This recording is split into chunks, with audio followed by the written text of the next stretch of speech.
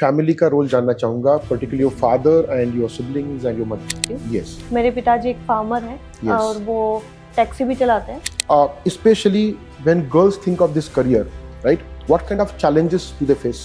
Sir major challenges जो आते हैं वो सोसाइटल प्रेशर की वजह से भी आते हैं एंड कहीं ना कहीं पेरेंट्स का ये one of the most important role है कि सोसाइटी से जो प्रेशर आ रहा है उसको एब्जॉर्ब कर ले, बच्चे तक ना आने। Prospects अच्छे हो जाए। Which now I will disagree कि आप किसी भी बैकग्राउंड से हो। प्रिया, आपने कोचिंग दिल्ली में ली, काफी समय वहाँ पे आप रहे, तो आपको ऐसा क्यों लगा कि आपने हमसे गाइडेंस लेना चाहिए?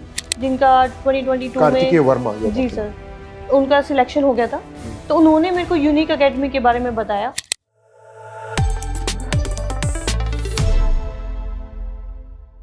Indeed, as feminists said, women are not born, but they are made.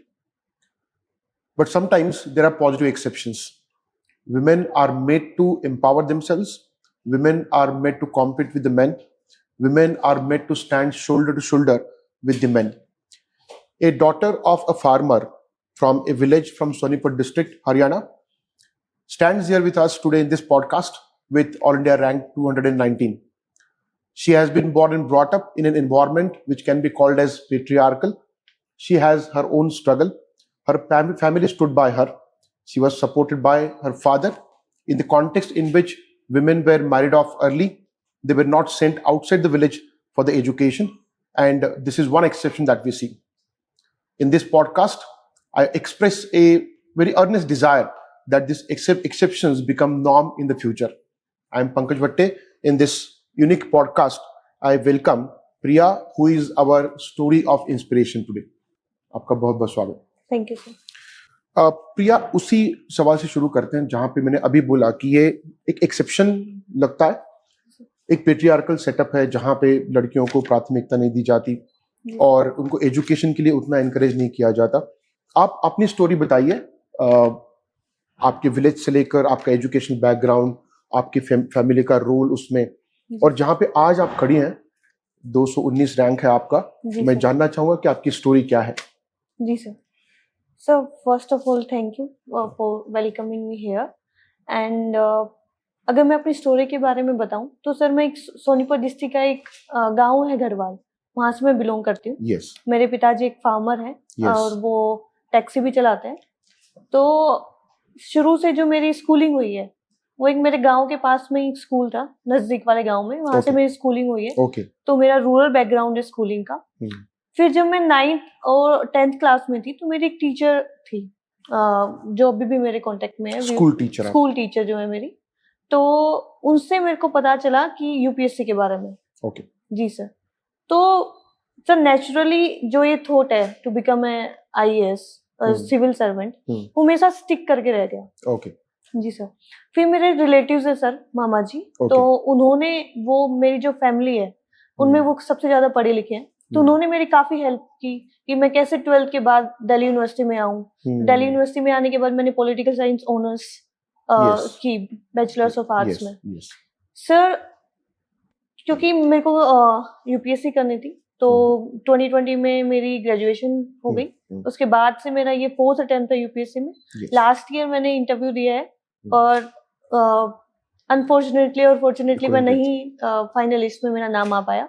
And this year hopefully with the grace of God and parents मैंने, और बल्कि हम सभी ने AIR 219 अचीव की है। तो I am very thankful for that. Priya, इसमें मैं आपके फैमिली का रोल जानना चाहूंगा, particularly your father and your siblings and your mother. जी सर। सर मेरे फादर, अनलाइक द एनवायरनमेंट जो मेरे वहाँ पे गांव में है, which is very patriarchal, it is not very common कि लड़कियां गांव से बाहर जाएं पढ़ने के लिए, स्पेशली एक गांव से मेट्रोपॉलिटन सिटी में, वो भी दिल्ली। इससे पहले जब मैं ड्यू में आई 2017 में, उससे पहले मैं किसी पास के टाउन में भी नहीं गई थी अकेले। तो मेरे फादर काफी प्रोग्रेसिव है, specially with respect to education. वो काफी लिबरल है, उन्होंने सपोर्ट किया हमारी एजुकेशन को भी। मेरे 2 सिबलिंग्स हैं, उनको भी काफी एजुकेशन के लिए प्रमोट किया। तो उनके एफर्ट्स की वजह से, उनके हार्डवर्क की वजह से मैं दिल्ली आ पाई। दिल्ली में आके, क्योंकि वहाँ पे कॉस्मोपॉलिटन कल्चर है, तो जो मेरी थिंकिंग है वो काफी ब्रॉड हो गई। जो एक्सपोजर था, जो फ्रेंड्स थे, उसने मेरी पर्सनैलिटी डेवलपमेंट में काफी हेल्प किया। दो चीजें मैं आपको बताना चाहूंगा इस डिस्कशन की। एक, इनके फादर का जो रोल रहा वो काफी अलग रहा और सभी ने इससे कुछ सीखना चाहिए, हमारी फैमिलीज ने भी। लड़कियों को पढ़ाना बहुत जरूरी है, उससे एक एम्पावरमेंट होता है। दूसरी बात, उन्होंने उसको बाहर भेज दिया, मेट्रो सिटी भेज दिया, जहां से एक ब्रॉड आउटलुक उनका डेवलप हुआ। एक्सपोजर बहुत बड़ा रोल प्ले करता है किसी की भी अपब्रिंगिंग में, किसी के भी डेवलपमेंट में। As you rightly said, your journey has been quite inspiring for everyone. I want to ask you, especially when girls think of this career, right? What kind of challenges do they face? Sir major challenges जो आते हैं वो societal pressure की वजह से भी आते हैं। जैसे मेरे गांव में पहले तो मेरे फादर ने ये चीज हम तक नहीं आने दी, जितना भी प्रेशर था उसको एब्जॉर्ब कर लिया। लेकिन अभी रिजल्ट आ गया है तो उसके बाद उन्होंने कुछ इंस्टेंसेस मेरे को बताए कि कैसे कैसे प्रेशर था। स्पेशली क्या होता है गांव में, शादी को लेके काफी प्रेशर होता है कि लड़की बड़ी हो रही है, तो कल्चर ये है कि 12th होते ही शादी कर देते हैं कि सामने वाले जो भी हस्बैंड है उनकी फैमिली बच्चे को पढ़ा लेगी, क्योंकि सैलरी तो पेरेंट्स को मिलेगी नहीं, सैलरी उनको मिलेगी, तो उनकी ये सोच होती है।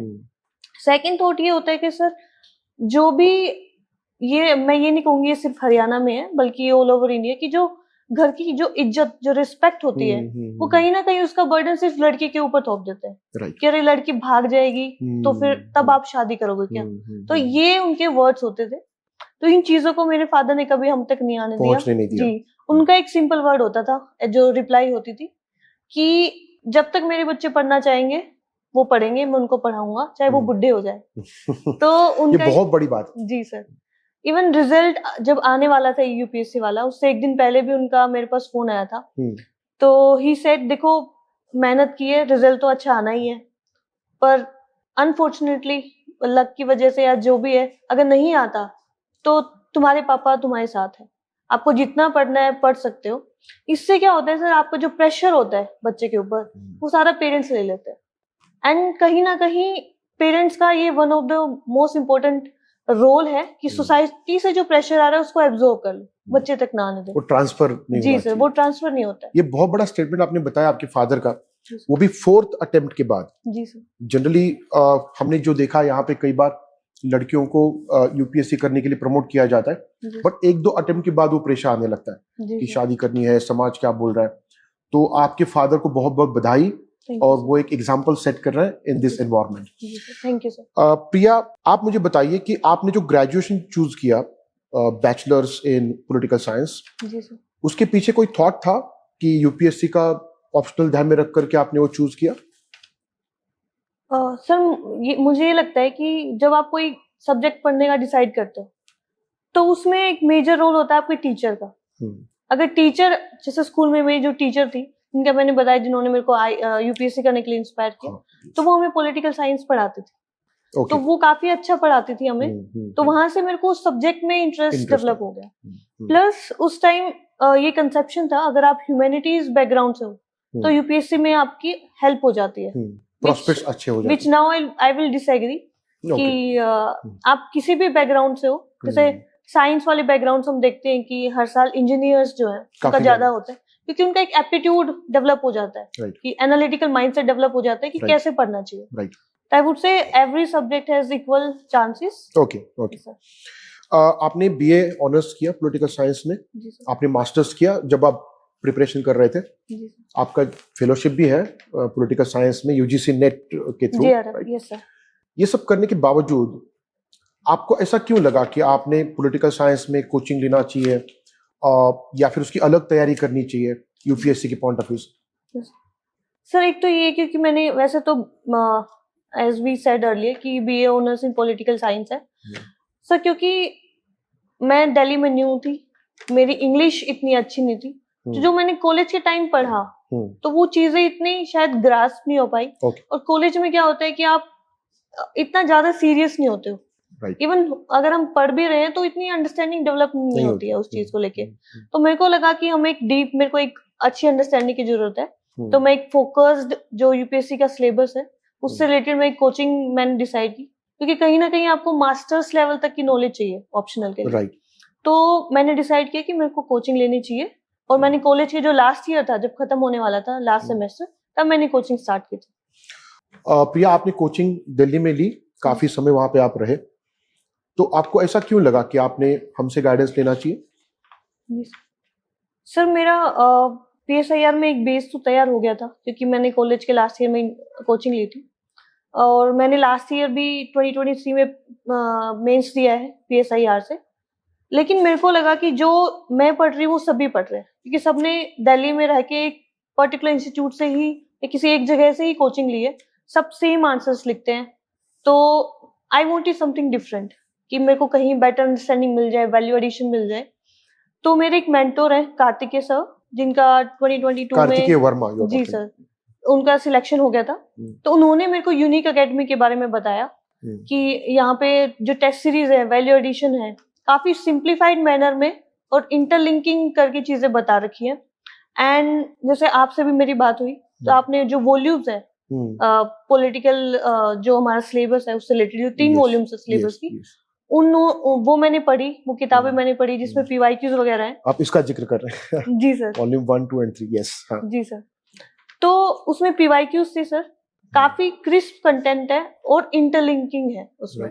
तो उससे बेटर विजुअलाइज कर पाई मैं आंसर्स को, इंटरनलाइज कर पाई, और होपफुली उसकी वजह से मेरा आपके पास जो स्कोर है वो इम्प्रूव हुआ। ओके। कार्तिकेय वर्मा जो अभी IPS है, राजस्थान केडर में वो काम कर रहे हैं, उन्होंने रेफर किया था प्रिया को, and Priya benefited from this books.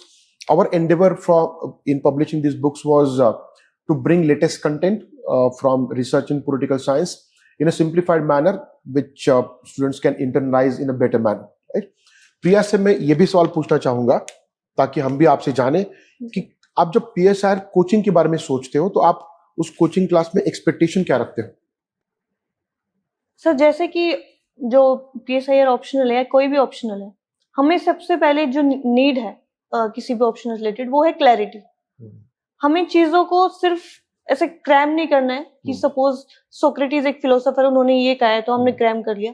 उसके पीछे का क्या बैकग्राउंड है, उसकी आज क्या एप्लीकेशन है, उसको आप कैसे रेलेवेंस उसकी प्रूव करते हो, उसको इंटरनलाइज करने की जरूरत है। राइट। तो कहीं ना कहीं ये चीजें मिसिंग होती थी कई बार कोचिंग इंस्टीट्यूट्स पे। सेकंड सर, जैसे कई बार क्या होता है, टीचर पढ़ाते हैं, they start dictating the things. Okay. थोड़ा सा समझाया, then they'll make us write in the notebook. Okay. Yes, तो वो नहीं होना चाहिए। Yes, sir. आपको नोट्स प्रिंटेड मिलने चाहिए और थरो डिस्कशन होना चाहिए क्लास में। So that is one aspect. So कोई थिंकर आप जो बोल रहे, सोक्रेटिस है, प्लेटो है, उनका कॉन्टेक्स्ट क्या है, वो किस चीज को रिस्पॉन्ड कर रहे थे? सबाइन बोलते हैं कि political theories are secreted in the interstices of social economic crisis. So Plato was in a way responding to that Peloponnesian war and in that entire context. तो वो आप कह रहे हैं कि इसको ठीक से समझाना बहुत जरूरी है, उसको इंटरलाइज कराना बहुत जरूरी है। Right, okay. आपने 4 अटेम्प्ट दिए, उसमें से 2 अटेम्प्ट में आप मेंस लिख चुकी हैं। जी सर। तीसरा जो अटेम्प्ट था आपका, जिसमें आपने मेंस लिखी, फिर आप इंटरव्यू के लिए क्वालिफाई हुए, ये बहुत अनफॉर्चुनेट था और किसी के लिए भी बहुत अनफॉर्चुनेट है कि आप इंटरव्यू तक पहुंच जाओ, फिर वहां से एक नेगेटिव रिजल्ट हाथ में आ जाए, और जबकि आपको उसको रिएक्ट करने का भी समय नहीं है क्योंकि अगली प्रीलिम सामने खड़ी है। तो वो जो पूरा प्रेशर था, फेल्योर का प्रेशर, फिर आगे के एग्जाम का प्रेशर, उतना समय नहीं है आपके पास। इस सिचुएशन को आपने कैसे हैंडल किया? सर मेरे को अभी भी याद है, जैसे लास्ट ईयर 16 अप्रैल को रिजल्ट आया था, और जो उसके 1 महीने बाद, ऑलमोस्ट 1.5 मंथ्स के बाद प्रीलिम्स था। तो जब आप ऐसा सेटबैक फेस करते हो सर, उस टाइम आपका जो करेज है, आपकी जो फैमिली का जो सपोर्ट है, वो सबसे ज्यादा काम आता है। जैसे मेरे पेरेंट्स हैं, उन्होंने मेरे को बूस्टअप किया इस टाइम पे, क्योंकि इस टाइम पे आप हेल्पलेस फील करते हो कि मैं इस चीज से कैसे बाहर आऊं। तो आप, इसका कोई सोल्यूशन तो है नहीं। उस टाइम पे कोई भी हमें कुछ बोलता है, उसका कुछ इम्पैक्ट पड़ता नहीं है, एटलीस्ट 1 to 2 डेज। लेकिन जब 1-2 दिन हो जाते हैं तो विद टाइम हम बाउंस बैक करते हैं, हील्स करते हैं।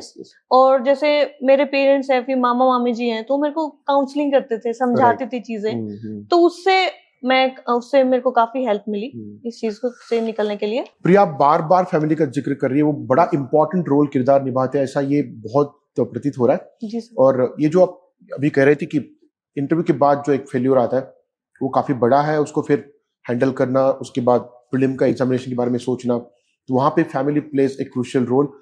इस माध्यम से मैं सभी फैमिलीज को बोलना चाहूंगा, stand with your students and students take that responsibility. एक बात जो प्रिया यहाँ पे हाईलाइट नहीं कर रही है, जो मैं करना चाहूंगा, उनके फादर ने इनके ऊपर बहुत बड़ा एक ट्रस्ट दिखाया, उन्होंने सपोर्ट किया, जबकि ये सारी नेगेटिव बातें बोली जा रही थी समाज में कि लड़कियां भाग जाती है, लड़कियां कुछ ऐसे करेंगी तो क्या होगा, घर की इज्जत का सवाल एंड ऑल दैट। एक बात यहाँ पे ये कहनी बहुत जरूरी है कि प्रिया ने उसको एज ए रिस्पॉन्सिबिलिटी लिया और उन्होंने वो रिस्पॉन्सिबिलिटी अपने फादर के प्रति दिखाया और उसको प्रूव भी किया, ये भी उतना ही इंपॉर्टेंट है। Congratulate for that as well, you have that sense of responsibility. हमने प्रेशर के बारे में बात की, how to overcome it, right, उसमें एक फैमिली का बहुत बड़ा रोल रहा, राइट। एक बात जो आपके स्कोर कार्ड से मैंने देखी, उसमें आपने एथिक्स के पेपर में, जीएस पेपर 4 में 129 आपका स्कोर है। क्या आप उसके बारे में ब्रीफली बताएंगे कि किस तरह से इस तरह का स्कोर आप कर सकते हो इन पेपर 4? जी सर। सर जो एथिक्स पेपर है, बाकी जो 3 पेपर्स है 1 2 3 उनसे टोटली डिफरेंट है। उनमें क्या होता है कि आपने चीजें समझ ली, एक set pattern of answer writing पकड़ लिया तो आप लिख लोगे। लेकिन जीएस4 डिफरेंट है, उसके सबके आंसर जो होंगे वो डिफरेंट होंगे। कौन कैसे इंटरप्रेट करता है, केस स्टडीज को कैसे, कितने प्रैक्टिकली आप बैलेंस करते हो, डिफरेंट होंगे और डिफरेंट होने चाहिए, तभी जाकर के मार्क्स मिलेंगे, राइट? यस। सो उसमें डिफरेंस क्रिएट करता है कि आप कितनी चीजें आप इंटरनलाइज है। सपोज मोरालिटी और एथिक्स में क्या डिफरेंस है, अगर आप सिर्फ डेफिनेशन को क्रैम कर लोगे तो आप नहीं लिख पाओगे, एग्जाम्पल्स को आप लिंक नहीं कर पाओगे। तो इसमें बेसिक चीज है कि चीजों को समझे, कॉन्सेप्ट्स को इंटरनलाइज करे, देन उनको इंटरलिंक करे। एंड मेजर जो चीज सर है इसमें, आंसर राइटिंग बहुत इंपॉर्टेंट प्ले करती है रोल जीएस4 में। सर आप जो बोल रहे थे इंटरनलाइज करना, शायद उसके बाद ही इंसान अपने एग्जांपल्स फाइंड कर सकता है। ज्यादातर बच्चे ये करते हैं कि वो एथिक्स के लिए एग्जांपल्स ढूंढते हैं बुक्स में, तो सभी के एग्जांपल्स फिर सेम लगने लगते हैं, फिर स्कोर के ऊपर शायद वो इम्पैक्ट होता होगा। जब आप इंटरनलाइज करते हो और जब आप अपने एग्जांपल देते हो तब वो स्कोर शायद काफी अच्छा आता है, जैसे कि प्रिया का आया। We talked about preparation. Priya, आपके प्रिपरेशन के बारे में हमने जाना, आपके बैकग्राउंड के बारे में जाना। मैं थोड़ा सा कुछ अलग जानना चाहूंगा आपसे। आप जब सर्विस ज्वाइन करोगे, आपके मन में कोई थॉट है जिसको लेकर के आप वहां पे जा रहे हो, कुछ करना चाहते हो वहां जाकर? ये तो क्लियर है कि सभी बच्चे कहीं ना कहीं वो एक आईएएस सर्विस चाहते हैं, आईपीएस, आईएफएस, लेकिन आप कुछ बच्चे वो भी सोचते हैं कि वहां जाने के बाद हमने क्या करना है। तो आपने ऐसा कुछ सोचा?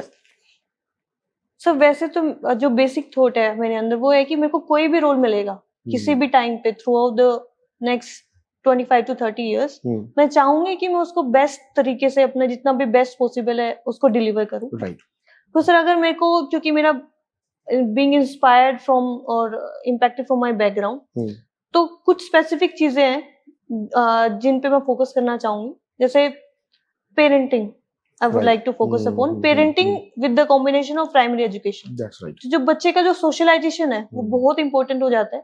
जैसे कहते हैं कि जो फर्स्ट 5 years होते हैं 90% आपका ब्रेन डेवलप हो जाता है। तो वहां पे जो उसकी ब्रिंगिंग है उस पर काम करने की बहुत जरूरत है। And second would be sir agriculture. Yes, आप उसके बारे में कुछ बोलना चाहेंगे? क्योंकि आपका पूरा बैकग्राउंड एग्रीकल्चर है, आपके फादर फार्मर है, किसान है वो, उसके बावजूद उन्होंने जिस तरह से सपोर्ट किया आपको, तो आप उस फील्ड के बारे में कुछ कहना चाहोगे जहां पे एक पॉजिटिव इंटरवेंशन हो सकता है सरकार की तरफ से, आईएएस ऑफिसर की तरफ से? Sir intervention in the sense कि बहुत सारी स्कीम्स हम जो होते हैं फार्मर्स, उनको पता नहीं होती है। जैसे मेरे फादर, उनको भी नहीं पता है।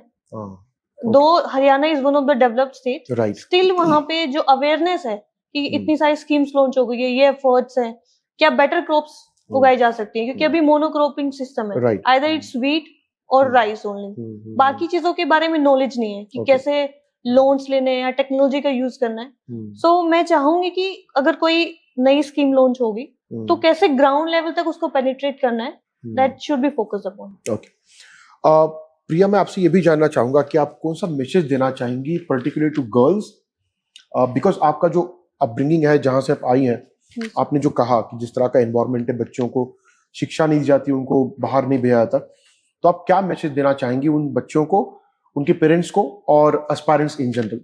जी सर पहले तो parents specially with respect to girl child, कि दोनों को इक्वल अपॉर्चुनिटीज दी जाए सर, चाहे वो गर्ल चाइल्ड हो या बॉय चाइल्ड हो। अगर हम इक्वल अपॉर्चुनिटी, इक्वल फुटिंग पे उनको नहीं रखेंगे तो वो इक्वल ग्रो नहीं कर पाएंगे।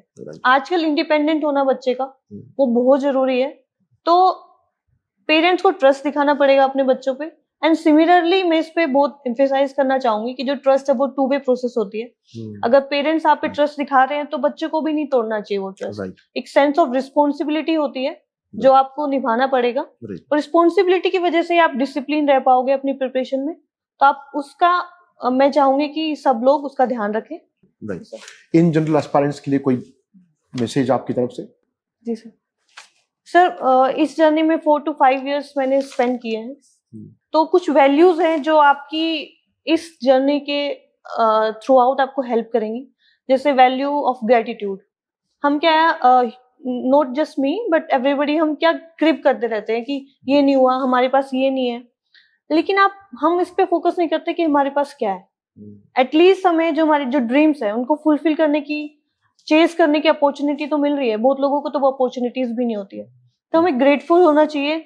ऐसे पे हमें फैमिली मिली है, इतने इवन जो रिसोर्सेज हम कोचिंग ले पा रहे हैं, रिसोर्सेज यूज कर रहे हैं, जो नॉन लिविंग थिंग्स है उनके टूवर्ड्स भी हमें ग्रेटफुल होना चाहिए कि हम उसको यूटिलाइज कर पा रहे हैं।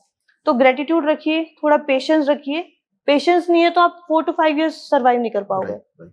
तो आई वुड से जितना आपका सेक्रीफाइस, बड़ा सेक्रीफाइस होगा, उतनी ही बड़ी आपकी सक्सेस होगी। Right. On this note, I would like to conclude. There are few things which can be called as takeaways, right? First of all, we need to understand that despite being a farmer, despite having three children at home, 2 daughters, 1 son, a farmer from Haryana has supported his daughter to the extent she has reached a different height today. So we need to learn a lot from her father, from Priya as well. Secondly, Priya has had that journey through tough times, tough situations, जहां से वो उभर करके सामने आई है। और तीसरी बात, उन्होंने जो कहा कि आपने क्या एक्सपेक्ट करना चाहिए आपके लर्निंग में, आपके कोचिंग में, वो बात बस PSR के लिए नहीं, बाकी सभी ऑप्शनल्स के लिए एप्लीकेबल है। आप सभी ने हार्ड वर्क तो पुट इन करना चाहिए, लेकिन एक बहुत बड़ी बात उन्होंने कही कि इंटरनलाइज करना उन चीजों को।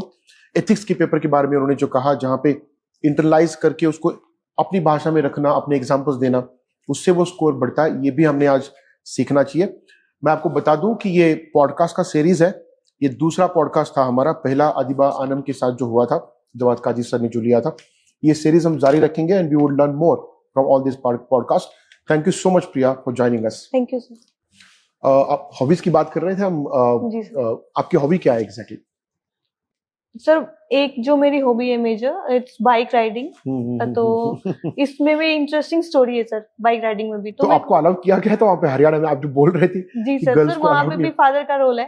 जब मैं आई थिंक 8 या 9 क्लास में थी, तो the officially it's not allowed to ride a bike, but लेकिन गांव में, क्योंकि गांव की अपब्रिंगिंग है, तो मेरे को काफी इंटरेस्ट रहा है बाइक राइडिंग, कार ड्राइविंग। तो वो तो नहीं आती है, बट बाइक राइडिंग आती है। तो फादर, जैसे भी हम खेत में जाते थे एग्रीकल्चर फील्ड में, तो पिताजी मेरे को जैसे आगे बिठा लेते थे बाइक पे, तो वो मेरे को सिखाते थे कि कैसे।